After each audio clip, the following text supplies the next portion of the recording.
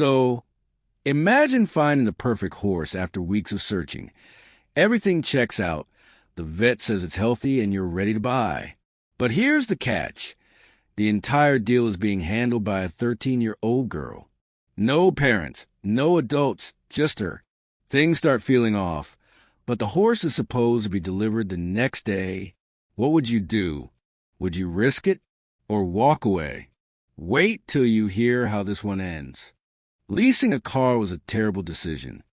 In March, my parents told me it was a good idea to lease a brand new car for my first car.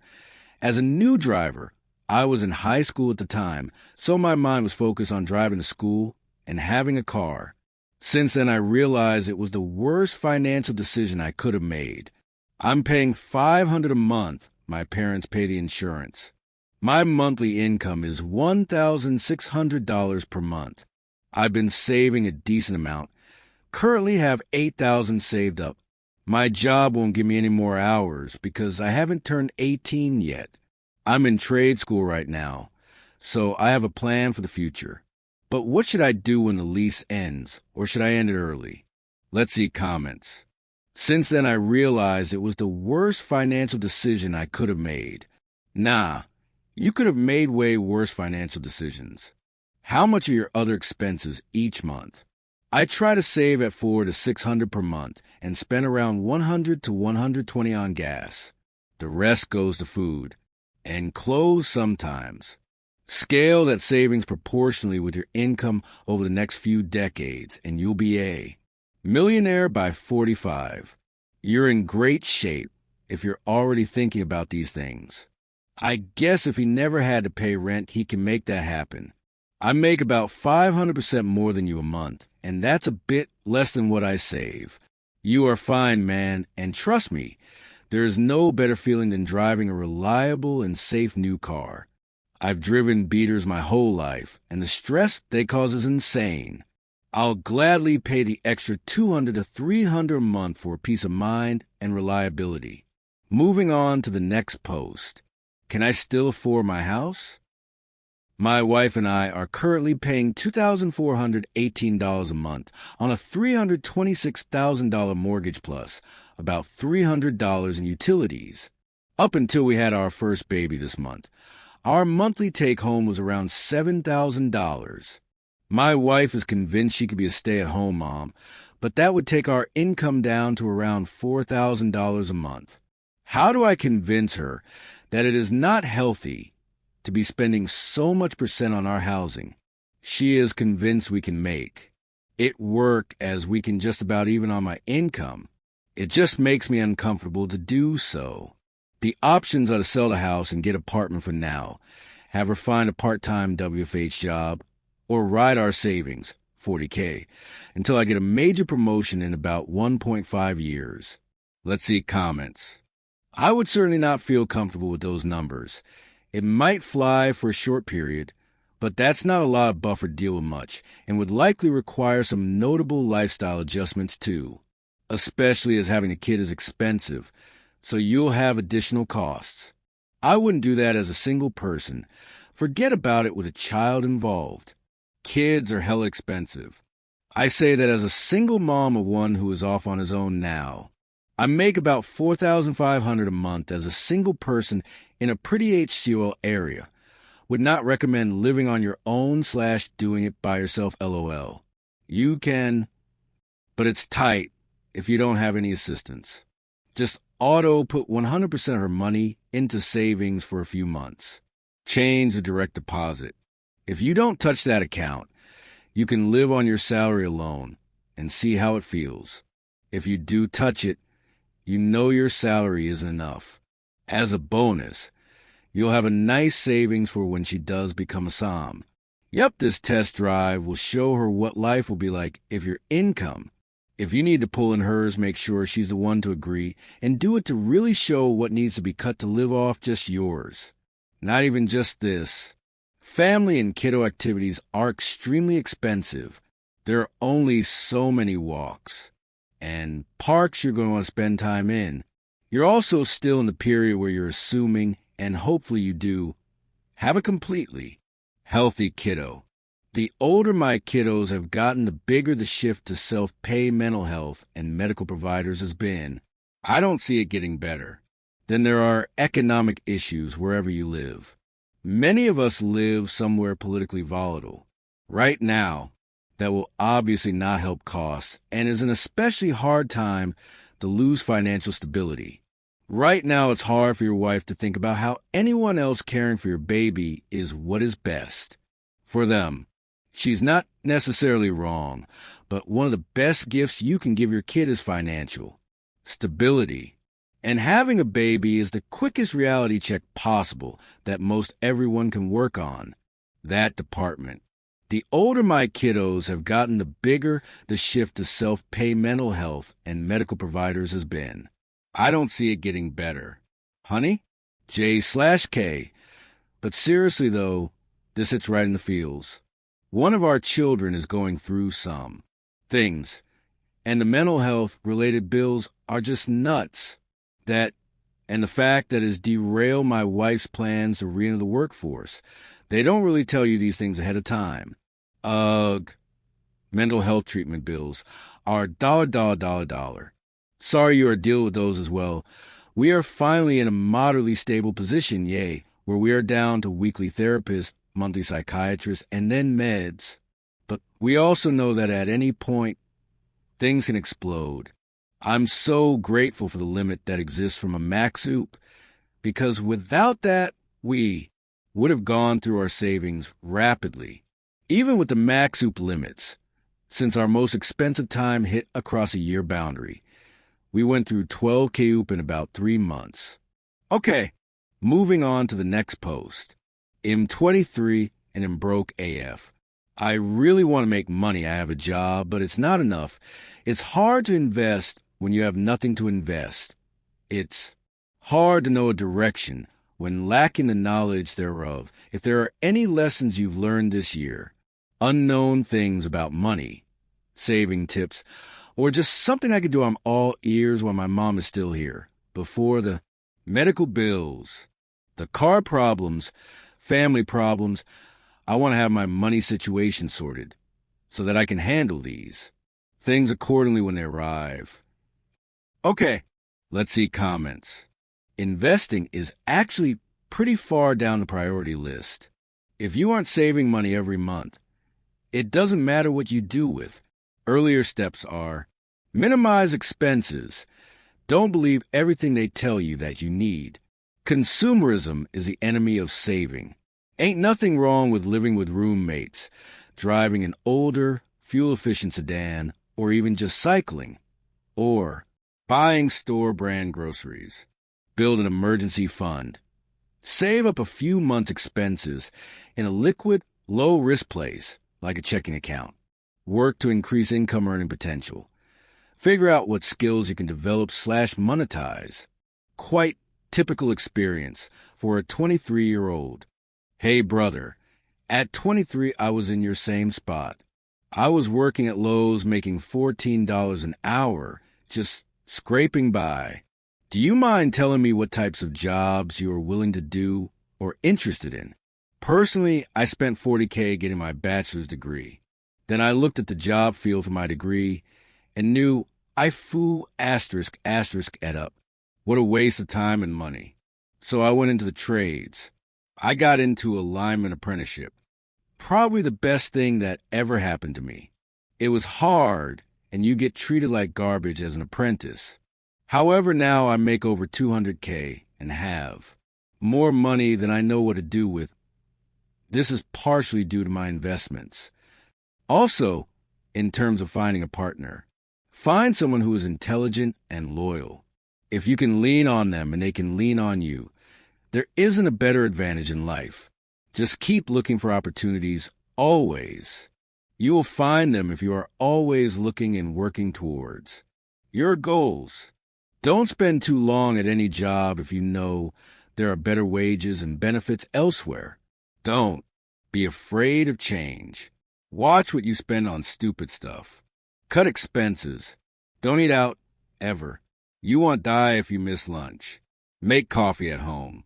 Buy in bulk. Generic cell/ISP plans. Track every penny going out the door. Take a hard look at what are must-haves and what is nice to have. Many years ago, my wife and I went 3 years with no HVAC, 20 degrees winters and 116 degrees summers, with heat all winter and layers, fans in the summer. So broke we had to finance used tires for our car. But we were able to keep our house, kids fed. At times it was just ramen. Slowly made headway into our insane debt from previous marriages and poor dollar decisions. Life is easy now. Zero debt. Pay all our bills as they come due. Zero financial stress. We can pay cash for almost whatever we want.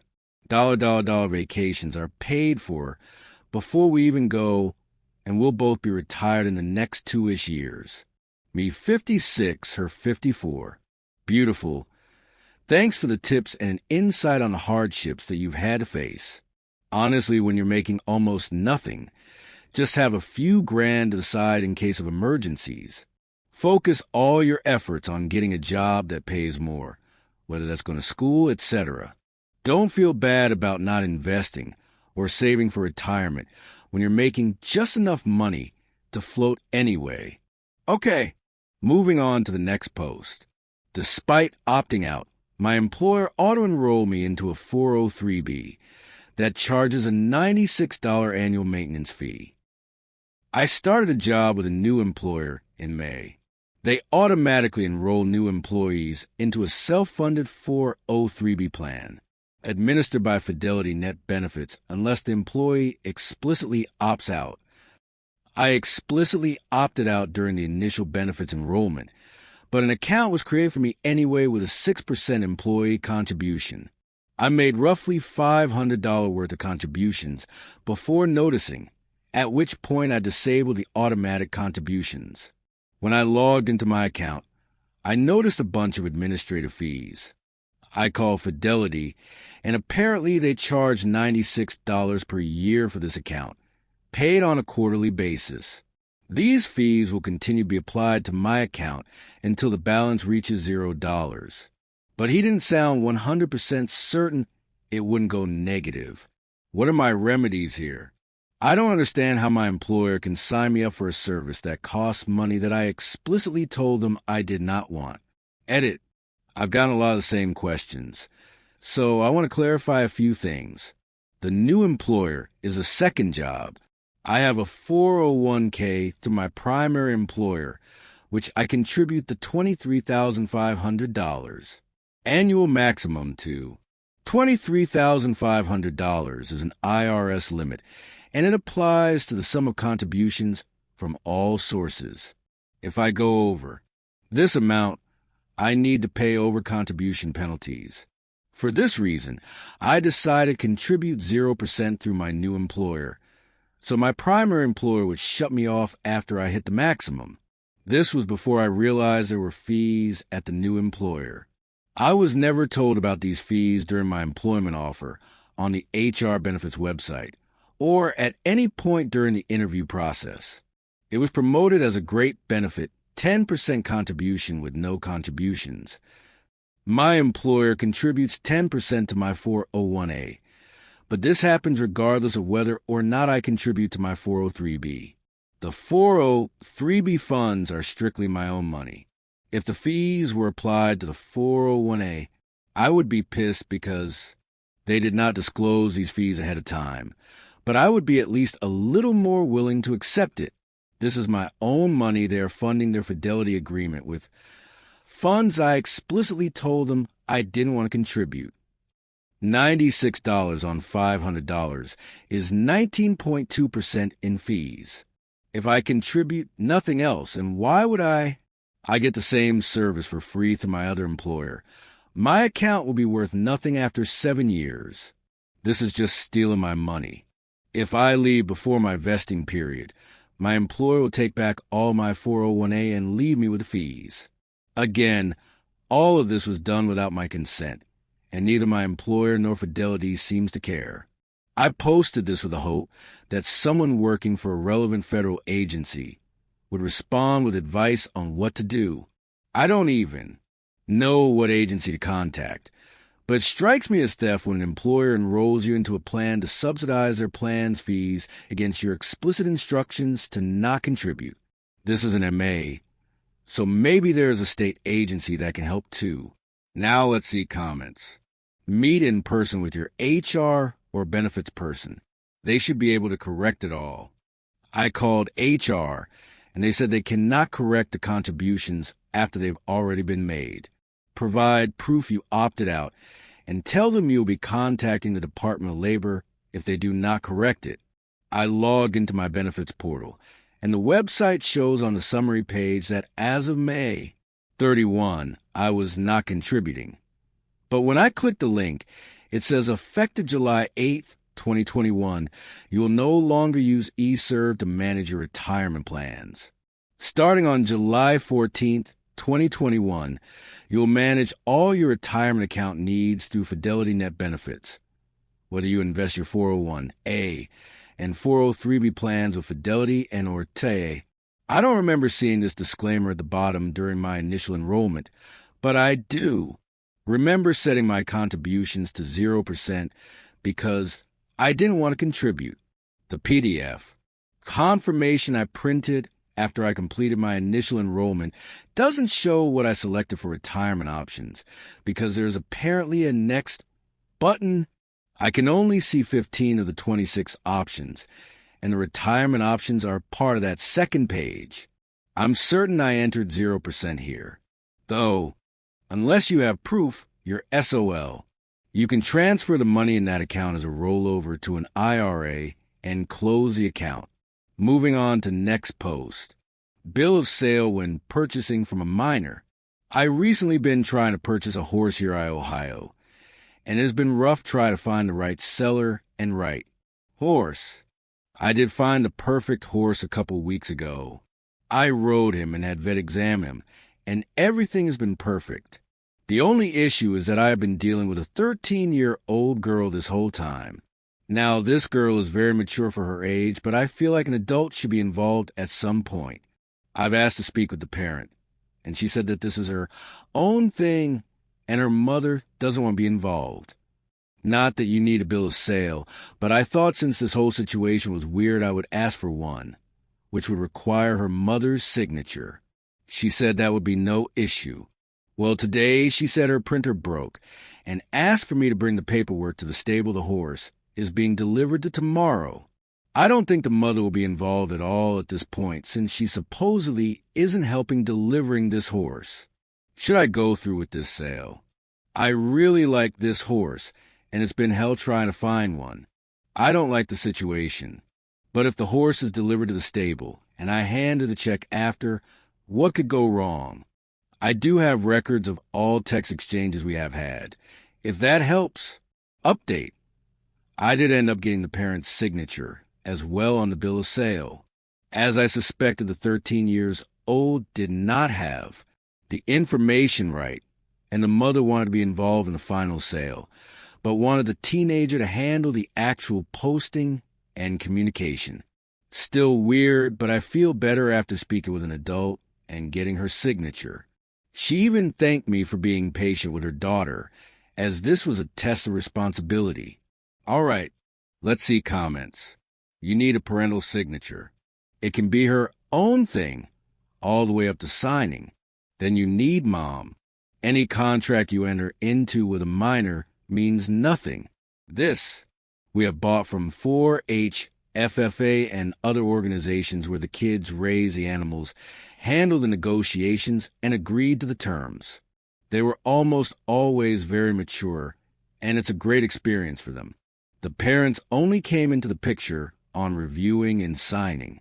They must get involved at the end. If an adult won't get involved, walk away.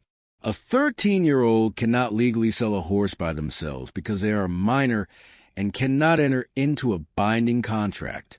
Either you personally witness an adult sign the bill of sale, or you have a notary do it. No exceptions, and if they balk at this, then you walk away. A minor cannot legally enter into a contract, so you have no proof that she can legally sell the horse in the first place. If she won't get adults involved, Then walk away before you find out that the cost was much more than you bargained for. So in the end, things turned out very differently than I expected, but it definitely taught me a lesson about trust and patience. What would you have done in his place? Would you have gone through with the sale, or backed out the moment you realized you were dealing with a 13-year-old? Let me know in the comments. I read every one of them.